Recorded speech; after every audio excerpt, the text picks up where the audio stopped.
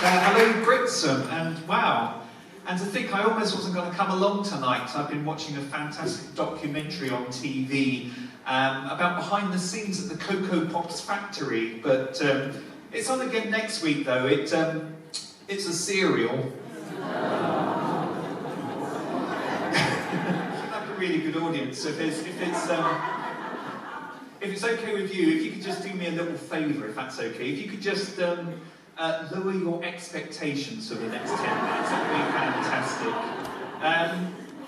Okay, so I'm going to start with this poem, and when I was with superheroes, and what kind of powers I'd have if I was a superhero. And the way I see it, there's only two things I'm really good at. Number one, I can always tell when the vacuum cleaner bag is full. And number two, I can always spot somebody with a beard, and there's a cracker of one just over there. Beards make me really envious, and that's what this poem's all about. It hasn't got a title yet, it's just called Poem. I've always wanted a beard, just never had the time to grow one. Whenever I see them, I get this strange feeling inside of deep inadequacy. I want a beard just like this chap's got. I like the cut of his jib, beardy man, how lucky you are. Chinny chin chin keeps tickling while kissing. Probably. I went to the barber and I said, give me a beard, good man, and make it a big bushy one, like I'm an old grizzled trawlerman. Here's a prick stick, now sweep up the floor and stick it on my chin, there's a good fellow. It fell off when I was halfway round the supermarket. Last night, I sat in envy at the annual beard competition. It was won by a geography teacher whose beard looked like two ferret-shaped sideburns mating, while a badger-shaped moustache hid in the rhododendrons and took photos. I saw a man in the pub with a beard, and his friend had a beard, and his wife had a beard, and their dog had a beard, and the barman had a beard, and the barman said through his beard, what would you like? And I said, a beard. And the barman said I was weird, so I had an apple and raspberry J2O. I can't look at a goat. I hate the way they gloat with their nanny goat, billy goat, beard, unwarranted goatee, sprout, stroke it, big boy. I went to the circus and I saw a beard tamer cracking his whip. Beard tamer cracking his whip. Beard tamer, pass me the razor. Stay there, cutting them down into very, very, very long sideburns. If I had a beard, I'd dip the end in chocolate sauce and draw crazy patterns on your smooth, bare chest, whispering, growl for me. Growl for your lover man. Growl like a tiger, you sexed up beast of a man, which would probably startle the other people on the bus. I want to grow a beard so big it might have to be bioengineered. Fuzzy, chin scratch, scrunch up, feel it. Go on, put your hand here and feel it. Oh. Thank you very much.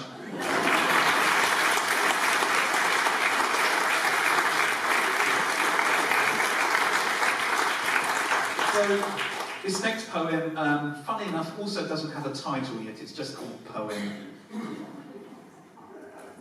Hot surfer dude dancing on the wave. Hot surfer dude, you live a life I crave. Hot surfer dude, you are so very brave. Hot surfer dude, watch out for that walrus. Hot surfer dude, I'd invite you back to my beachfront surf shack, but you probably drip all over the floor. Thank you.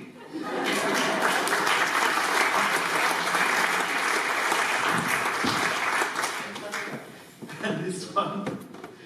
Actually, this one doesn't have a title yet either. This one's also called Poem. It's one of my oldest poems. To be honest, I come up with the titles first, and then the poetry just seems to write itself. Glass flan dishes from Cuba, baking dishes from Antigua, quiche dishes from the Yucatan Peninsula, measuring jugs from the West Indies, microwave-proof glass pans from Trinidad. Yes, it's the Pyrex of the Caribbean.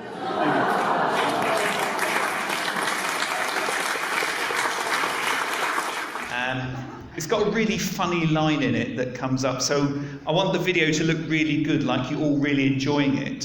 So it's a very short poem, but if you could all laugh uproariously when it gets to the bit that says, "on the hoof," I'd be very grateful. So, okay, I'm going to start this thing off.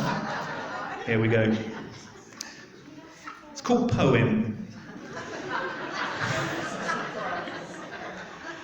I wish I had a cow, I would pat it on the head. It would sleep at night in a barn, wrapped up in its bed. I wish I had a cow, I'd take photos so I had proof. I'd write for it bad poetry, improvised on the hoof.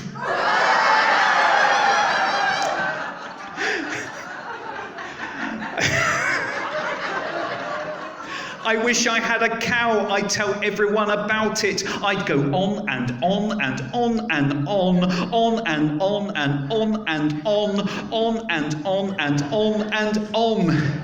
But I wouldn't want to go on for too long. I wouldn't want to milk it. Thank you very much.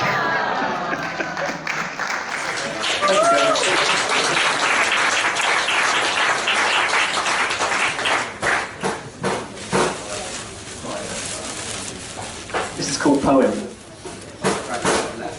To be honest, I come up with the titles first. Poems just seem to write themselves.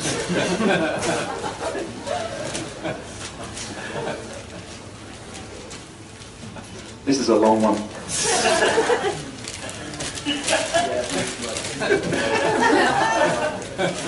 For God's sake.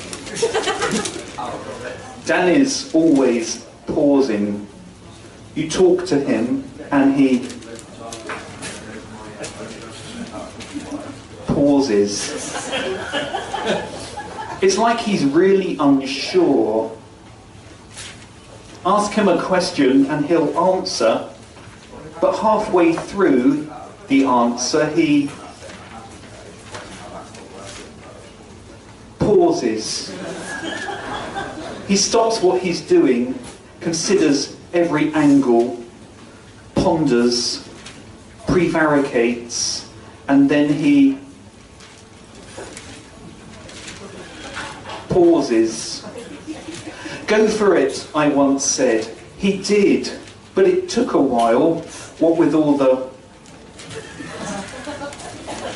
pauses. It's why he never gets good seats on the underground. He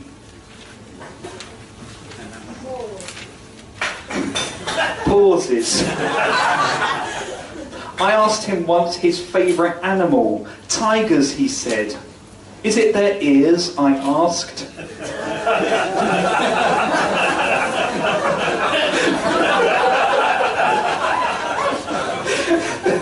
Is it their whiskers?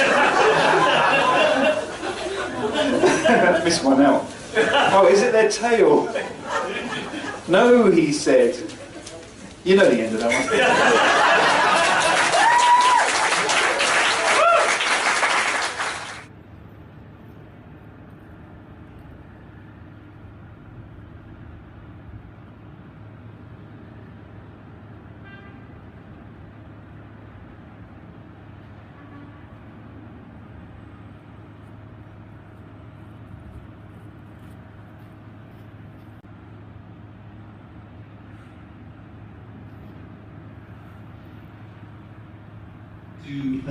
Peanut packets and I hide them in my pockets, and at 2 in the morning when I can't sleep there should be one here. Oh yes, here we go. So this one's actually from last night. Oops. Ah yes, here we go, it's called Poem. He said, "You have no sense of perspective." I said, "Come over here and say that."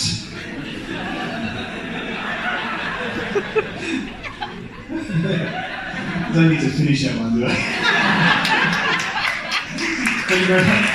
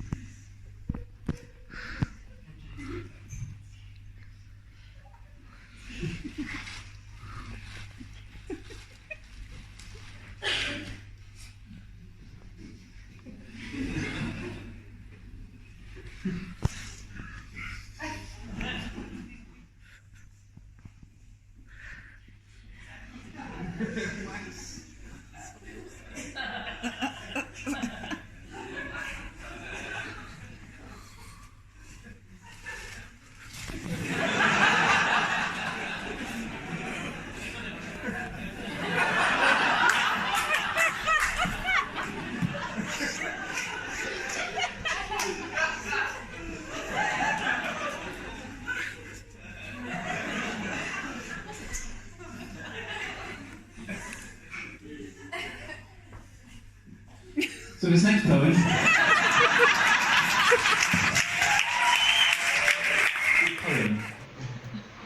A friend of mine thinks he might be straight. I told him there's a lot of it going around. Someone's got to be watching all this football on TV. And I thought something was amiss the moment you started wearing polyester sports-themed leisure wear and eating McCoy's crisps and building sheds and watching Top Gear and saying things like, "Whoa, look at the size of those." It's nothing to be ashamed of. Some of the most exciting people around at the moment are straight, like Richard Madeley, Wayne Rooney, Andy Murray, and Nick Clegg. I told him, now look, Rod. You balk at quiche, you read The Sun, and when you tell an interesting anecdote, you always start at the end and work your way back to the beginning. You watched Titanic and you laughed when the boat sank. You went into Starbucks and you moaned when they said they didn't do chips. I think you might be straight. You laugh at the hairstyles of the presenters on the culture show. You watch Hollyoaks and you kind of shift backwards in your seat a little bit when one of the women looks like she might be about to take her top off, but they never do. You know what a crankshaft is and what it does, but you never laugh when anyone says crankshaft. I think you might be straight. Crankshaft.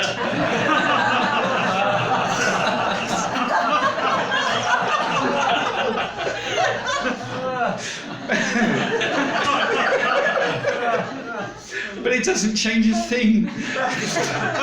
In spite of your straightness, it doesn't change a thing. In spite of your level barking, ever so heartening, masculine muscle crunch, fish and chip lunch, deep fat fried, hair not blow dried, never walked in gay pride, oily handed, sports theme branded, straighty, matey, farting, belching, darts playing, wood soaring, boob gawping, cable lagging, dreams of Kylie shagging, straight jacketing, straight talking, straight living, straight shooting, straighty, straight life, which you have plummeted to such effect as to seem almost ironic, as to appear just a little camp. I think on reflection you must be, in the most part, rampantly heterosexual if it weren't for what we did last night. Thank you very much.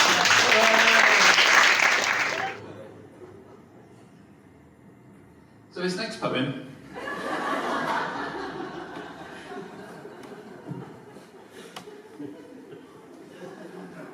This next poem doesn't have a title yet, also it's just called Poem. You may have been an octopus, but you were always the girl for me. I think it was on our third date that I realised you were an octopus. When you showed me your tentacles, I always was a sucker. You'd put your arms around me as we were watching TV, and still you'd be able to make a cup of tea and do the Sudoku.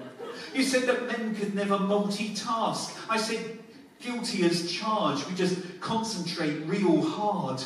You said men can't squeeze into milk bottles either.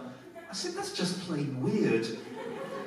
I offered you marshmallows, you offered me some plankton. I offered you some Chardonnay, you offered me some plankton. I offered you some calamari, you said, that's my Aunt Mavis. It was at this moment I began to have my suspicions that you were an octopus and not a receptionist from Ipswich. Oh, you are so squishy. Let's make sushi. Nothing finer than watching the EastEnders omnibus with an octopus. Nuzzling now, tentacles moving, writhing gooey mass and those big round dots all over my bare flesh where your suckers have been.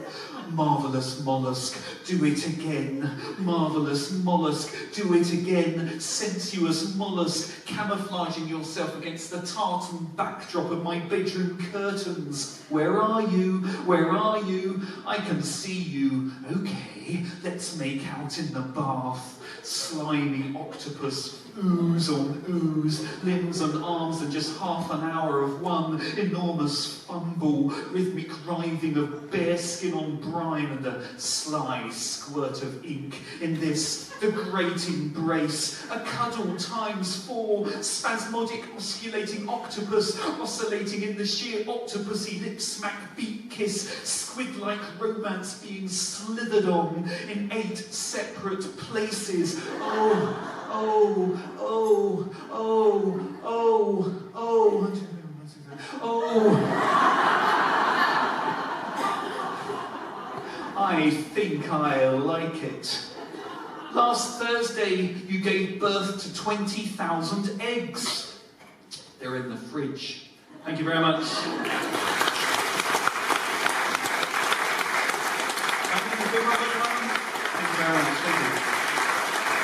Dear Robert Garnham, I don't know what it is that I find so distasteful about you. My other half thinks it might be your hair, and yes, that is a factor. However, I believe it all boils down to your fascination with sex. It's all you seem to talk about in your poems, sex. Is there nothing else in your jaded repertoire than sex? Juicy sex, rampant sex, slap and tickle sex, hot and steamy sex, fuming, sultry, humid sex, moist sex, sexy sex, sex, sex. Yours angrily, Danny Pandolfi. So